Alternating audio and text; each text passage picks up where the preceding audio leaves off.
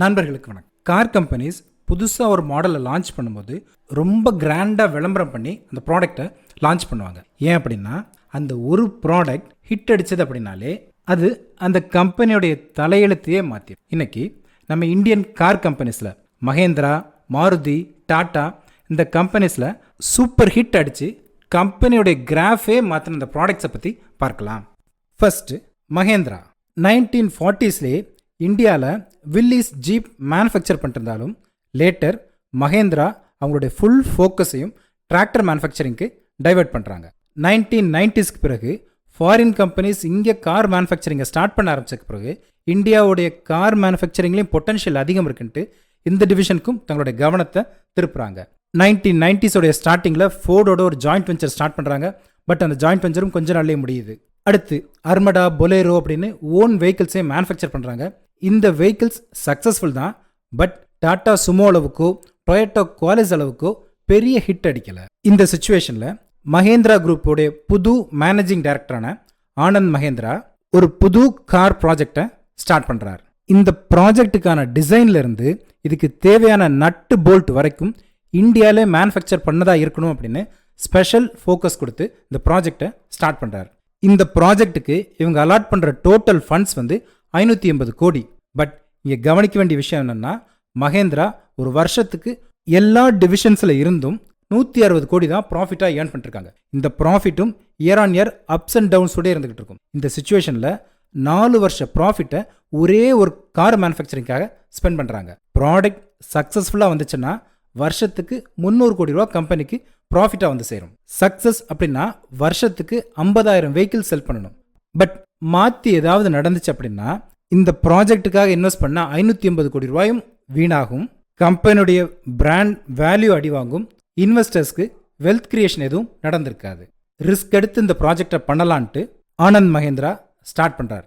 இந்த ப்ராஜெக்ட்டுக்கு இவங்க வச்ச பேர் integrated design and manufacturing project. இந்த ப்ராஜெக்டை ரன் பண்ணுறதுக்காக ஜென்ரல் மோட்டர்ஸில் ஒர்க் பண்ணிட்டு இருந்த பவன் கோயங்காவை இந்தியன் கம்பெனிக்காக ஒர்க் பண்ண வாங்க அப்படின்னு இங்கே கூட்டிகிட்டு வர்றாங்க. 3 ஏரியாவுக்கு ஃபோக்கஸ் கொடுத்து வெஹிக்கிள் மேனுஃபேக்சர் பண்ணுறாங்க. இதில் டிசைன், வெஹிக்கிளோட power and price. 10 seater vehicle manufacture பண்ணணும் அப்படிங்கிற ஒரு கான்செப்ட் இனிஷியலாக வச்சுருந்தாங்க. பட் 7 சீட்டர்லேயே பெருசாக பட் காம்பேக்டாக ஒரு காரை மேனுஃபேக்சர் பண்ணுறாங்க. அதுதான் Mahindra Scorpio. Design and power இந்த ரெண்டில் டாடா சுமோ அண்ட் குவாலிஸ் இது ரெண்டை விட அதிகமாகவும், அதே சமயத்தில் ப்ரைஸில் குவாலிஸை விடவும் கம்மியான ப்ரைஸில் 5.99 lakhs அப்படிங்கிற ப்ரைஸில் ப்ராடக்டை லான்ச் பண்ணுறாங்க. ப்ராடக்ட் லான்ச் ஆன முதல் நாள்லேருந்து ஹிட் அடிக்குது. 2002 லான்ச் ஆன ப்ராடக்ட் இப்போ 2022 வரைக்கும் சக்ஸஸ்ஃபுல்லாக சேல் ஆகுது. இது வரைக்கும் 9 லட்சம் ஸ்கார்பியோஸ் செல் பண்ணியிருக்காங்க. ஆவரேஜாக ஒரு வருஷத்துக்கு கிட்டத்தட்ட 50,000 வெஹிக்கிள்ஸ் அஸ் எக்ஸ்பெக்டட் செல் பண்ணுறாங்க. பட் ப்ரைஸ் 6 லட்சத்தில் ஸ்டார்ட் ஆனது 20 லட்சம் அப்படிங்கிற ஹை ப்ரைஸ் பாயிண்ட் வரைக்கும் செல் பண்ணுற அளவுக்கு தொடர்ந்து இந்த வெஹிக்கிளுக்கு டிமாண்ட் இருக்கிற மாதிரி ஒரு குவாலிட்டியான ப்ராடக்டை மேனுஃபேக்சர் பண்ணுறாங்க. 600 கோடிக்கு மேலே ஒரு வருஷமும் கம்பெனிக்கு ஏர்ன் பண்ணி தருது. இந்த சக்ஸஸ் இந்த கம்பெனியோடைய ஷேர் ப்ரைஸ்லையும் ரிஃப்ளெக்ட் ஆகுது.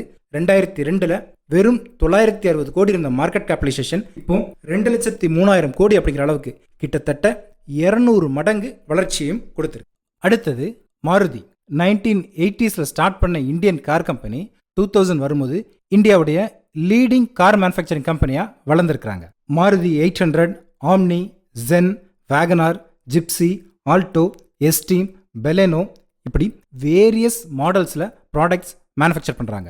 வேல்யூ ஃபார் மணி ப்ராடக்ட்ஸ், பெரிய sales and service network, Suzuki அப்படிங்கிற ஜாப்பனீஸ் கம்பெனியோடைய product quality support, management support இப்படி நிறைய ப்ளஸ் இருந்தாலும் 1990s இந்தியன் கார் மார்க்கெட் வருஷத்துக்கு 40,000 வெஹிக்கிள்ஸ் பெர் மந்த் இந்தியாவில் சேல் ஆகிட்டு இருக்கும்போது மாருதி சுசுகி ஒரு மிகப்பெரிய டார்கெட்டை செட் பண்ணுறாங்க.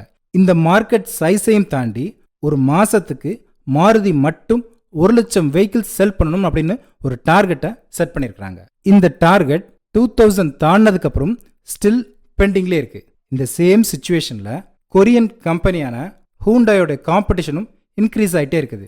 சாண்ட்ரோ, கெட்ஸ் இந்த டார்கெட்டட் ஸ்மால் கார்ஸ் மாருதியுடைய சேல்ஸை தான் தொடர்ந்து எடுத்துக்கிட்டே இருக்கு. இதையெல்லாம் சமாளிக்கிற மாதிரி மாருதிக்கு இப்போ ஒரு ப்ராடக்ட் தேவைப்படுது. வழக்கமாக அது வரைக்கும் இந்தியாவில் சேல் ஆகிட்டு இருந்த எல்லா மாருதி கார்ஸும் ஜாப்பனீஸ் இன்ஜினியர்ஸும் டிசைனர்ஸும் டிசைன் பண்ணி கொடுப்பாங்க, அதை இங்கே மேனுஃபேக்சர் பண்ணி செல் பண்ணிட்டு மட்டும் இருந்தாங்க. இப்போ இந்த புது ப்ராஜெக்டில் இந்தியன் இன்ஜினியர்ஸும் பார்ட்டிசிபேட் பண்ணுறாங்க. அவுட் ஆஃப் த பாக்ஸ் திங்கிங்கில் ஒரு புது ப்ராடக்டை டிசைன் பண்ணுறாங்க.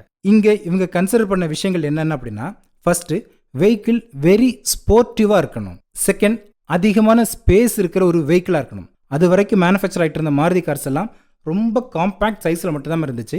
இந்த சைஸை பிரேக் பண்ணி பெரிய சைஸில் ஒரு வெஹிக்கிளை மேனுஃபேக்சர் பண்ணி ஆகணும். அடுத்தது, இந்தியன்ஸை மைண்டில் வச்சு இந்த ப்ராடக்டை டிசைன் பண்ணி ஆகணும். இந்த 3 விஷயத்தையும் கன்சிடர் பண்ணி மே 25, 2005 ஒரு வெஹிக்கிளை லான்ச் பண்ணுறாங்க. அது மாருதி ஸ்விஃப்ட். ஸ்விஃப்ட் அப்படிங்கிற வார்த்தைக்கு வேகமாக ஒரு இடத்துலேருந்து இன்னொரு இடத்துக்கு பொருளை மாற்றுறது அப்படின்னு ஒரு அர்த்தம் உண்டு. அந்த மீனிங்க்கு ஏற்ற மாதிரி மாருதியுடைய சேல்ஸ் நம்பர்ஸை மிக வேகமாக இன்க்ரீஸ் பண்ணுச்சு. லாஸ்ட் அக்டோபர் 2023 ஒரு மாதத்தில் மட்டும் 1,99,217 வெஹிக்கிள்ஸை மாருதி மட்டும் செல் பண்ணியிருக்கிறாங்க. இந்த ஹியூஜ் growth தான் 2003 ₹125 ஐபிஓ அந்த கம்பெனியுடைய ஷேர் ப்ரைஸை இன்னைக்கு ₹10,000 அப்படிங்கிற அளவுக்கு கொண்டு போயிருக்கு. மூணாவது, டாடா மோட்டார்ஸ். 1997 2000 வரைக்கும் இருக்கிற இந்த பீரியட் டாடா மோட்டார்ஸ்க்கு ரொம்ப சிறப்பாக இல்லை. ரொம்ப பெருசாக எதிர்பார்த்து இண்டிகா அப்படிங்கிற ஒரு இந்தியன் மேனுஃபேக்சர் காரை லான்ச் பண்ணுறாங்க. இந்த வெஹிக்கிள் ஸ்டார்டிங்கில் வெரி புவர் பெர்ஃபார்மன்ஸில் இருக்குது. இந்த சேம் சுச்சுவேஷனில் எக்கனாமிக்ஸ் ஸ்லோடவுன் காரணமாக ஹெவி வெஹிக்கிள்ஸோட சேல்ஸும் குறைஞ்சிக்கிட்டே வருது. இந்த ஸ்லோடவுனை அட்ரஸ் பண்ணணும் அப்படின்னா புதுசாக இன்னொரு ப்ராடக்ட் லான்ச் பண்ணி ஆகணும். ஏற்கனவே பெரிய லாரிஸ்லேருந்து 407 அப்படிங்கிற ஒரு மினி வேன் கான்செப்டுக்கும் இறங்கியாச்சு. இதுக்கு கீழே வெஹிக்கிள்ஸ் மேனுஃபேக்சர் பண்ணணும்னா லோடு ஆட்டோவுக்கு தான் வந்து சேரணும். இந்த அளவுக்கு கீழே இறங்குறதுக்கு டாடா குரூப்புக்கு ஒரு சின்ன தயக்கம் இருந்துக்கிட்டே இருக்குது. ஆனால் சின்ன வெஹிக்கிள்ஸ் தான் மார்க்கெட்டோட நீடாக இருந்துக்கிட்டு. இந்த இடத்துல டாடா மோட்டர்ஸ் ஒரு சின்ன இன்னோவேஷன் பண்ணுறாங்க. என்ன அப்படின்னா, 3 வீல்டு ஆட்டோவுக்கு பதிலாக லோடு வெஹிக்கிளை ஒரு சின்ன லாரி மாதிரியே டிசைன் பண்ணுறாங்க. 4 வீல்ஸ் இருக்கிற மாதிரி ஸ்டெபிலிட்டியோட, நல்ல கேபினோட, லோடு ஏற்றுறதுக்கு எனஃப் ஸ்பேஸோட ஒரு ப்ராடக்டை மேனுஃபேக்சர் பண்ணுறாங்க. இந்த ப்ராடக்ட் டாடா மோட்டர்ஸ்க்கு ஒரு ட்ரம்ப் கார்டாக இருக்குன்னு ரத்தன் டாட்டா இந்த ப்ராடக்ட்டுக்கு டாடா ஏஸ் அப்படின்னு பேரை செட் பண்ணுறார். ஆனால் இந்த ப்ராடக்ட்டுக்கு தமிழ்நாட்டு மக்கள் ஒரு செல்ல பேர் வைக்கிறாங்க, அது குட்டியான. இந்த வெஹிக்கிளோட ஸ்பெஷாலிட்டி அப்படின்னு பார்க்கும்போது, இந்த வெஹிக்கிள் டாடா மோட்டர்ஸோடைய சேல்ஸை இன்க்ரீஸ் பண்ணிச்சு, மார்க்கெட் ஷேர் இன்க்ரீஸ் பண்ணிச்சு. இதையெல்லாம் விட புதுசாக ஏகப்பட்ட பிஸ்னஸ் மேன்ஸை கிரியேட் பண்ணுச்சு. ஒரு குட்டியான வாங்கி ஓட்டினா வாழ்க்கையில் பிழைச்சிக்கலாம் அப்படின்னு அந்த அளவுக்கு கான்ஃபிடென்ஸை ஏகப்பட்ட பேருக்கு கொடுத்தது இந்த ஒரு வண்டி தான். அடுத்தது, பெரிய லாரி அளவுக்கு தான் பிஸ்னஸ் பண்ணணும், அந்த அளவுக்கு தான் குட்ஸை டிரான்ஸ்போர்ட் பண்ணணும் அப்படின்ற சிச்சுவேஷனை மாற்றி லாரியோட டிரான்ஸ்போர்ட்டேஷன் மிக அதிகமான தூரத்துக்கும், லேட்டர் அந்த லாரியில் வர ப்ராடக்ட்ஸை இந்தியாவுடைய எவ்ரி கார்னருக்கும் கொண்டு சேர்க்கறதுக்கு ஹப் அண்ட் ஸ்போக் மாடலுக்கு டாடா ஏஸ் அதிகமாக பயன்படுத்த தொடங்குச்சு. ஒரு புது எக்கனாமியை கிரியேட் பண்ண ஆரம்பிச்சது. வழக்கம் போல் இந்த இடத்துலையும் டாடா மோட்டர்ஸ் ஒரு ப்ராடக்டை கிரியேட் பண்ணல, ஒரு செக்மெண்ட்டையே கிரியேட் பண்ணியிருக்கிறாங்க. சரி, இந்த ப்ராடக்ட் லான்ச்சஸ், இந்த சக்ஸஸ்லேருந்து நம்ம என்ன தெரிஞ்சுக்கலாம் அப்படின்னா, எந்த ஒரு ப்ராடக்ட் கஸ்டமர்ஸ்க்கு பெனிஃபிஷியலாக இருக்கோ அந்த ப்ராடக்ட் நிச்சயமாக கம்பெனிக்கும் ப்ராஃபிட்டபுளாக இருக்கும். கம்பெனிக்கு ப்ராஃபிட்டபுளாக இருந்துச்சுன்னா நிச்சயமாக அது இன்வெஸ்டர்ஸ்க்கு அதிகமான வெல்த்தையும் கிரியேட் பண்ணும். அதனால் உங்களை சுற்றி ஏதாவது ஒரு ப்ராடக்ட், சாட்டிஸ்ஃபைடு சக்ஸஸ்ஃபுல் ப்ராடக்டை நீங்கள் கம் அக்ராஸ் பண்ணிங்கன்னா அந்த ப்ராடக்டை எந்த கம்பெனி மேனுஃபேக்சர் பண்ணுறாங்க, அதுக்கு பின்னாடி இருக்கிற பிஸ்னஸையும் நம்பர்ஸையும் தெரிஞ்சுக்கோங்க. சக்ஸஸ்ஃபுல் ஸ்டாக்ஸை இந்த ரூட்டில் நம்மளாலையும் ஃபைண்ட் அவுட் பண்ண முடியும். இங்கே நாம் ஆட்டோமொபைல் இண்டஸ்ட்ரியில் இருக்கிற ஒரு 3 ப்ராடக்ட்ஸை பற்றி பார்த்துருக்கோம். இதே மாதிரி வேறு எந்த செக்மெண்ட்டில் இருக்கிற ஒரு ப்ராடக்ட் சக்ஸஸ்ஃபுல்லாக இருக்குது, தொடர்ந்து இந்த ஸ்டாக்கையும் வாட்ச் பண்ணலாம் அப்படின்னு நீங்கள் நினைக்கிற கம்பெனியை பற்றி கமெண்ட் பண்ணுங்கள்.